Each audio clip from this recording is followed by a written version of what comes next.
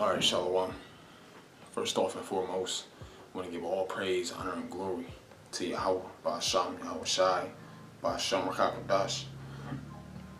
Double honors to my elders and apostles at Great Millstone that rule well. Peace, love, honors, and salutation as always to you elect out there laboring in this ministry. The sincerity and truth in presenting your body as a living sacrifice to do so. This is the brother you call him out with the Great Millstone, Nebraska camp, coming back once again, Lord willing, to feed and edify the lost sheep of the nation of Israel through the Holy Spirit, Rakakadash. You know, I'm not sure exactly the title of this lesson, but it's going to be somewhere along the lines of the brotherhood. The brotherhood has no expiration, all right? In comparison to the things of this world, the brotherhood does not have expiration. And the reason why is because there's a fervent love for the same thing, all right? See, the reason why the brotherhood is so close is because we're all striving for the same purpose. You know, I'm gonna get this precept here in the Apocrypha. Now, opposed to the world, they're not fighting for the greater good of the nation of Israel. But you have the brotherhood. You have men who hit the highways and the hedges. You have men that are that present their body as a living sacrifice. Men who, pretty much put their lives away that they may do something for the greater good. All right. So I'm gonna get this real quick. It just shouldn't be too long. Get a few precepts. This is the book of 2nd Esdras, chapter 8 and verse 50. Okay, it says, "For many great miseries shall be done to them that in the latter time shall dwell in the world." All right, many great miseries, because the scriptures tell you about all the things that's coming to this place, America. All right, you have, as it says in 2nd Esdras, the 15th chapter and the 16th chapter. You know, it says, the sword, famine, death, and destruction are near upon this place. And that is created for who? The wicked. You know, the scriptures tell us that. It says that also in Sirach, I believe like the 43rd chapter, you know, where it says the Most High created these different spirits, these different animals and beasts and different things throughout the earth to carry out his judgment. It says what? These things were created for the wicked. Okay? And these are the people who are dwelling in the world. It says, because they have walked in great pride. But understand thou for thyself, and seek out the glory for such as be like thee. Because these men, we're all fighting for the same purpose. All right, I'm gonna get the scripture here. I believe in the book of Philippians. Okay, we have something in common. So this is the book of Philippians chapter 2. In verse 2 it says, "Fulfill ye my joy." Matter of fact, let me see.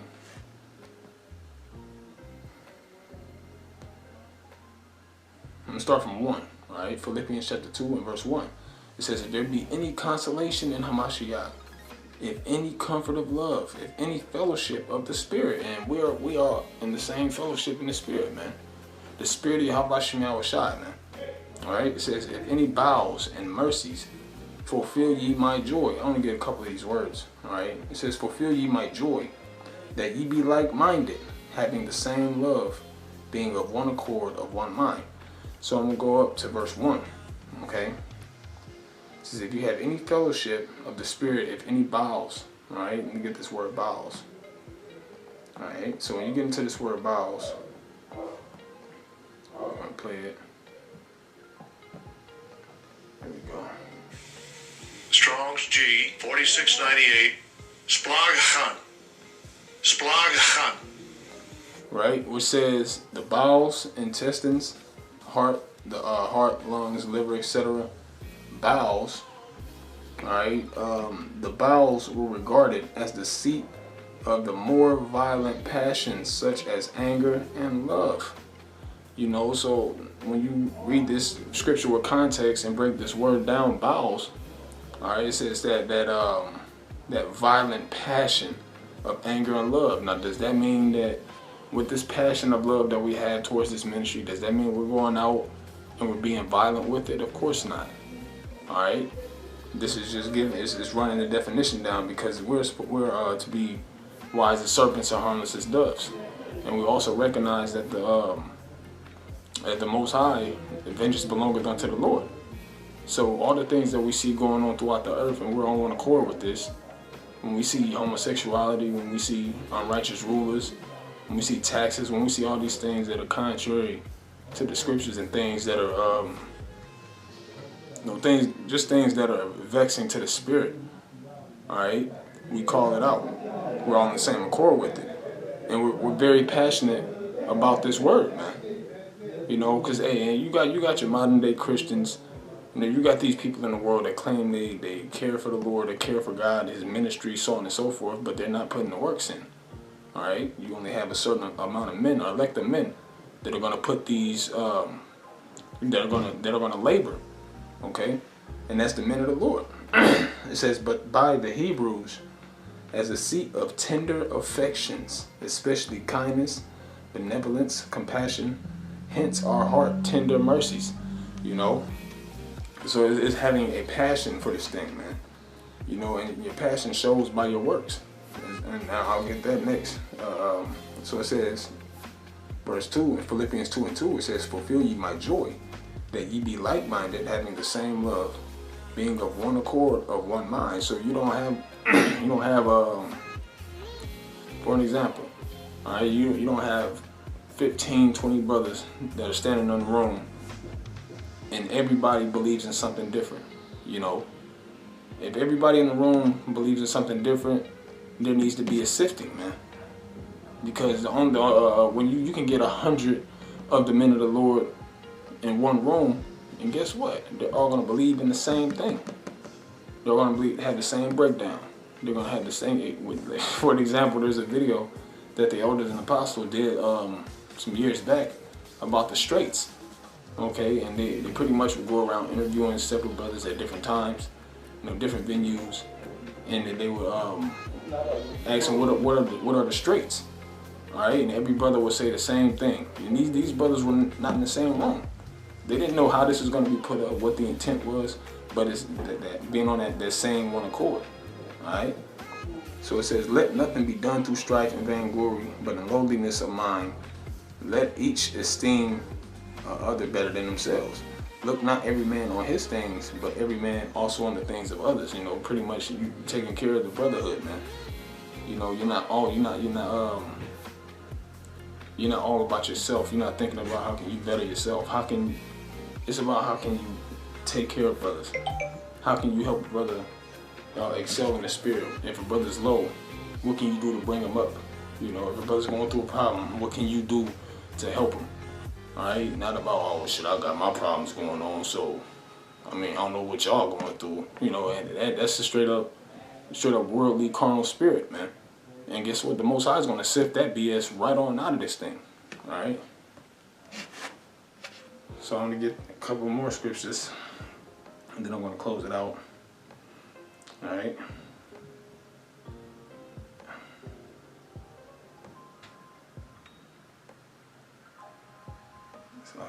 Alright, so it says this.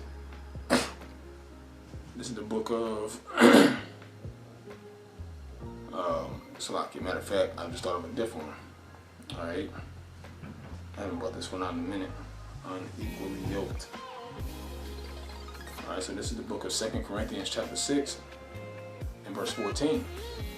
Let's see. Alright, it says, be ye not unequally yoked together with unbelievers.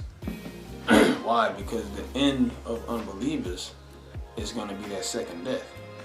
All right, and the reason why is because they don't, the fear of the Lord is not in their hearts, man. You know, their condemnation is not set upon Yahweh Shem Yahushai. It's set upon whatever the hell they want to do in this world, which is why I brought that out in 2nd Ezra, the 8th chapter. There should be many great miseries done to them that shall now in the last days dwell in the world, and we're in the last days, man. All right, and the Most High is about to do a great work of judgment and destruction upon this world, man. Namely upon the U.S. of A, man, Babylon the Great. Okay. It says, be ye not unequally yoked together with unbelievers. For what fellowship hath righteousness with unrighteousness? You know, it's always going to be conflicting.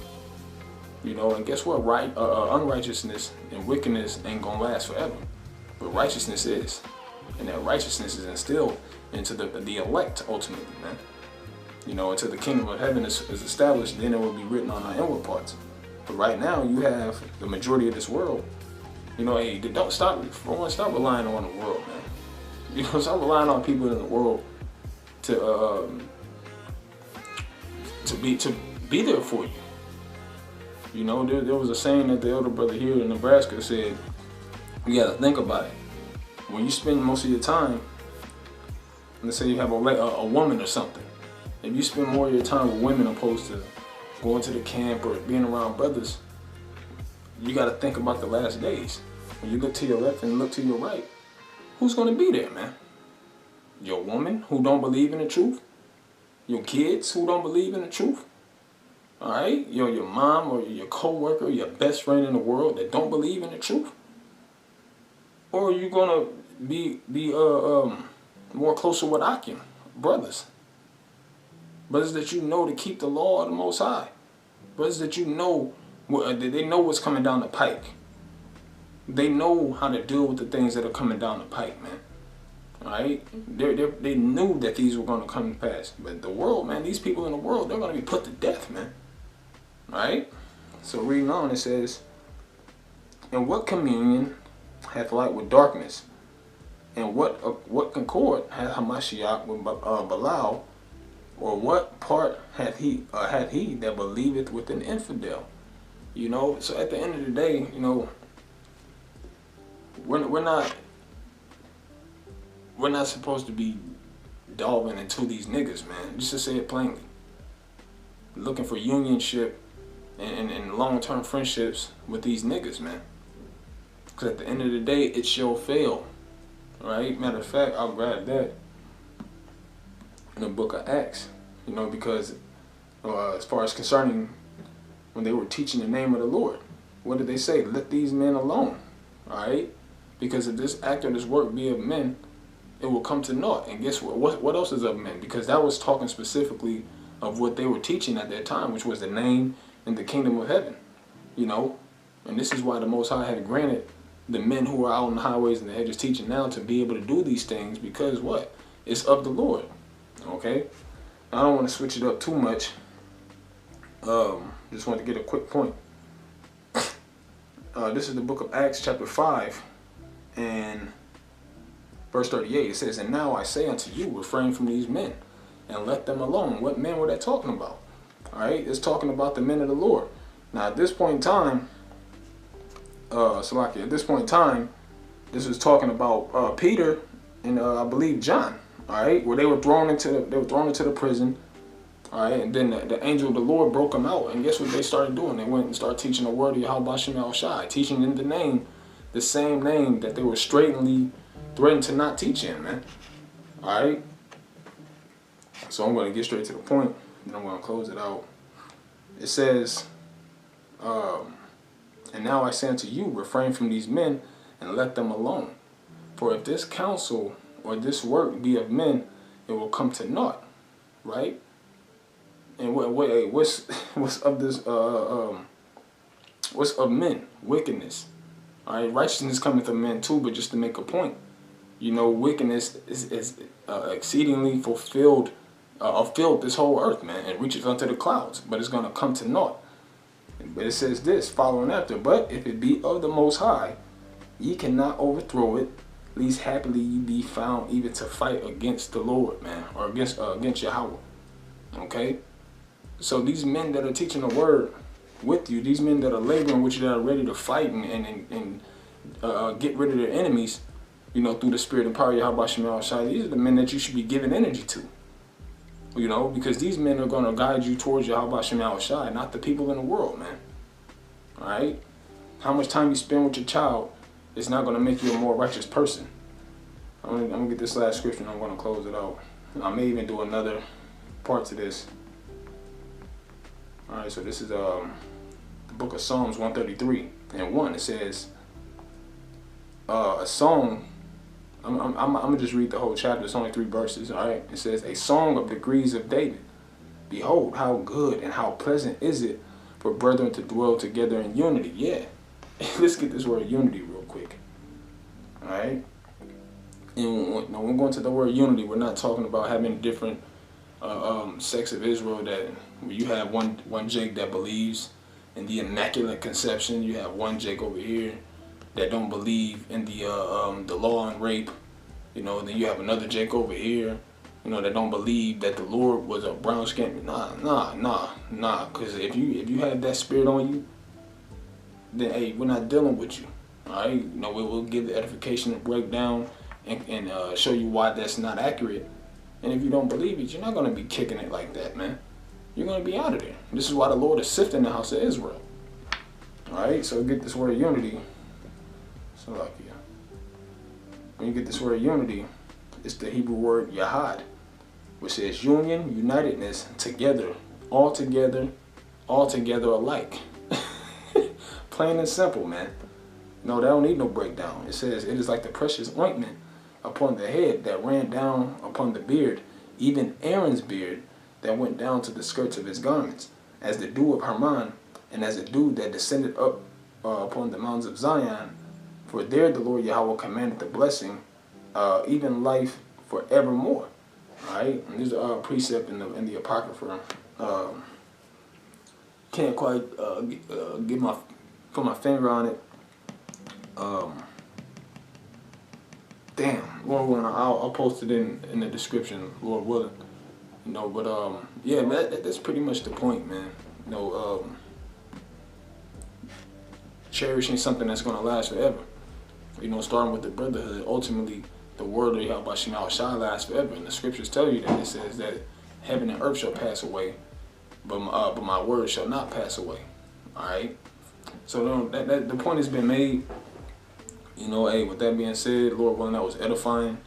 Call law unto Yahweh Shema Shai. I want to give all praise, honor, and glory unto Yahweh, Ba'asham, Yahweh Shai, Ba'asham, Rakakodash. Double honors once again to the elders and apostles at Great Millstone. Peace and salutations unto the elect. Shalom.